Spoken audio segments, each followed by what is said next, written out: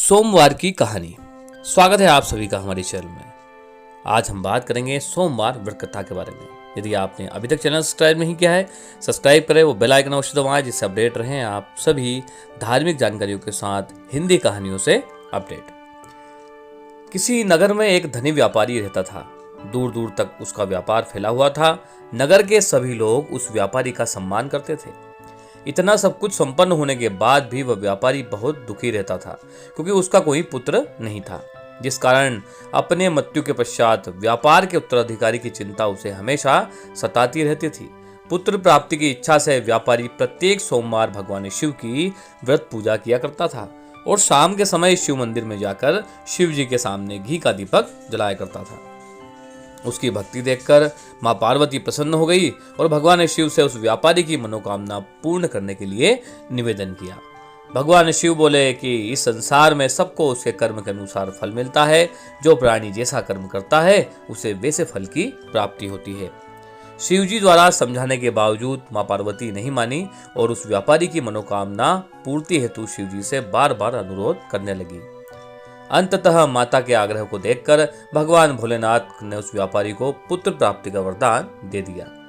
वरदान देने के पश्चात भोलेनाथ मां पार्वती से बोले कि आपके आग्रह पर मैंने पुत्र प्राप्ति का वरदान तो दे दिया, परंतु इसका पुत्र 16 वर्ष की आयु में मृत्यु को प्राप्त होगा। उसी रात भगवान शिव उस व्यापारी के स्वप्न में आए और उसे पुत्र प्राप्ति का वरदान दिया और उसके पुत्र के 16 वर्ष तक जीवित रहने की भी बात उससे कही। भगवान के वरदान से व्यापारी को खुशी हुई, लेकिन पुत्र की अल्पायु की चिंता ने उसे दुखी कर दिया। व्यापारी पहले की तरह सोमवार के दिन भगवान शिव का विधिवत व्रत करता रहा। कुछ महीनों के बाद उसके घर एक अति सुंदर बालक ने जन्म लिया और घर में खुशियां ही खुशियां हो गई। बहुत धूमधाम से पुत्र जन्म का समारोह मनाया गया, परंतु व्यापारी को पुत्र जन्म की अधिक खुशी नहीं हुई, क्योंकि उसे पुत्र की अल्पायु के बारे में पता था। जब पुत्र 12 वर्ष का हुआ तो व्यापारी ने उसे मामा के साथ पढ़ने के लिए वाराणसी भेज दिया। लड़का अपने मामा के साथ शिक्षा प्राप्ति हेतु चला गया। रास्ते में जहां भी मामा भांजे विश्राम करते, वहीं पर यज्ञ और ब्राह्मणों को भोजन करवाते। लंबी यात्रा के बाद मामा भांजे एक नगर में पहुंचे। उस दिन नगर के राजा की कन्या का विवाह हो रहा था, जिस कारण पूरे नगर को सजाया गया था और निश्चित समय पर बारात आ गई। लेकिन वर का पिता अपने बेटे के एक आंख के काने होने के कारण बहुत चिंतित था। उसे भय था कि वह इस बात का पता चलने पर कहीं राजा विवाह से इनकार ना कर दे, इससे उसकी बदनामी भी होगी। जब वर ने पिता ने व्यापारी के पुत्र को देखा तो उसके मस्तिष्क में एक विचार आया। उसने सोचा कि क्यों ना इस लड़के को दूल्हा बनाकर राजकुमारी से विवाह करा दिया जाए। विवाह के बाद इसको धन देकर विदा किया जाएगा और राजकुमारी को हम अपने घर ले जाएंगे। वर के पिता ने लड़के के मामा से इस संबंध में बात करी। मामा ने धन मिलने की लालच में वर के पिता की बात स्वीकार कर ली। लड़के को दूल्हे बनाकर वस्त्र पहनाकर राजकुमारी से विवाह कर दिया गया। राजा ने बहुत सारा धन देकर राजकुमारी को विदा किया। शादी के बाद लड़का जब राजकुमारी के साथ लौट रहा था तो वही सच नहीं छिपा पाया और उसने राजकुमारी की ओढ़नी पर लिख दिया कि हे राजकुमारी, तुम्हारा विवाह मेरे साथ हुआ था। मैं तो वाराणसी पढ़ने के लिए जा रहा हूँ और अब तुम्हें जिस नवयुवक की पत्नी बनना है वह एक आंख से काना है। जब राजकुमारी ने अपनी ओढ़नी पर लिखा हुआ पढ़ा तो उसके काने लड़के के साथ जाने से इनकार कर दिया। राजा को जब ये बात पता चली तो उसने राजकुमारी को महल में ही रख लिया। उधर लड़का अपने मामा के साथ वाराणसी पहुंच गया और गुरुकुल में पढ़ना शुरू कर दिया। जब उसकी आयु 16 वर्ष की हुई तो उसने यज्ञ किया। यज्ञ की समाप्ति पर ब्राह्मणों को भोजन कराया, खूब अन्न वस्त्र दान दिया। रात को वह अपने शयन कक्ष में सो गया। शिव के वरदान के अनुसार शयनावस्था में ही उसके प्राण पखेरु उड़ गए।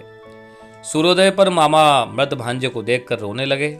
आसपास के लोग भी एकत्र हुए और दुख प्रकट करने लगे। लड़के के मामा के रोने विलाप करने के स्वर समीप से गुजर रहे भगवान शिव और माता पार्वती ने भी सुने।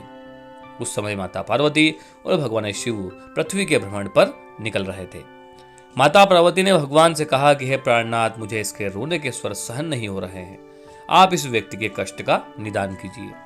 भगवान शिव ने माता पार्वती के साथ अदृश्य रूप में समीप जाकर देखा तो भोलेनाथ माता पार्वती से बोले कि यह तो उसी व्यापारी का पुत्र है जिसे हमने 16 वर्ष की आयु में मृत्यु का वरदान दिया था। माँ पार्वती ने फिर भगवान शिव से निवेदन किया कि इसको जीवन दान अर्पित कीजिए, नहीं तो इसके माता पिता भी अपना प्राण त्याग देंगे।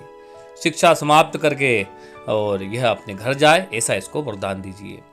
माता पार्वती के आग्रह पर भगवान शिव ने उस लड़के को जीवित कर दिया और जीवित होने का उसे पुनः वरदान प्रदान किया और कुछ ही पलों में वह जीवित होकर उठ खड़ा हुआ। शिक्षा समाप्त करके लड़का मामा के साथ अपने नगर की ओर चल दिया। दोनों चलते हुए उसी नगर में पहुंचे जहां उसका विवाह हुआ था। उस नगर में भी यज्ञ का आयोजन किया गया। समीप से गुजरते हुए नगर के राजा ने यज्ञ का आयोजन देखा और उसने तुरंत ही लड़के और उसके मामा को पहचान लिया। यज्ञ के समाप्त होने पर राजा मामा और लड़के को महल में ले गया। कुछ दिन उन्हें महल में रखा, बहुत सा धन दिया, वस्त्र दिए और राजकुमारी को उनके साथ विदा कर दिया। इधर भूखे प्यासे रहकर व्यापारी और उसकी पत्नी बेटे की प्रतीक्षा कर रहे थे। उन्होंने प्रतिज्ञा कर रखी थी कि यदि उन्होंने अपने बेटे की मृत्यु का समाचार मिला तो वह दोनों भी अपने प्राण त्याग देंगे। परंतु जैसे ही उसने अपने बेटे को जीवित लौटते हुए देखा तो वह बहुत प्रसन्न हुए। वह अपनी पत्नी और मित्रों के साथ नगर के द्वार पर पहुंचे। अपने बेटे के विवाह का समाचार सुनकर पुत्र वधू राजकुमारी को देखकर उनकी खुशी का ठिकाना नहीं रहा।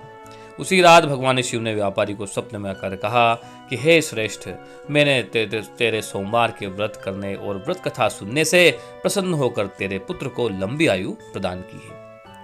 पुत्र की लंबी आयु जानकर व्यापारी बहुत प्रसन्न हुआ और शिव भक्त होने तथा सोमवार का व्रत करने से व्यापारी की सभी मनोकामनाएं पूरी हुई। इसी प्रकार जो भक्त सोमवार का विधिवत व्रत करते हैं और व्रत कथा को सुनते हैं अथवा पढ़ते हैं, उनकी सारी इच्छाएं भगवान शिव पूरी करते हैं और माता पार्वती और भगवान शिव व गणेश का आशीर्वाद उन्हें प्राप्त होता है। तो दर्शकों, यह थी पावन कथा। इसी प्रकार की हिंदी कहानियाँ और कथाओं के लिए हमारे चैनल को सब्सक्राइब कर ले, वो बेल आइकन अवश्य दबा ले। वीडियो को शेयर करना बिल्कुल ना भूले।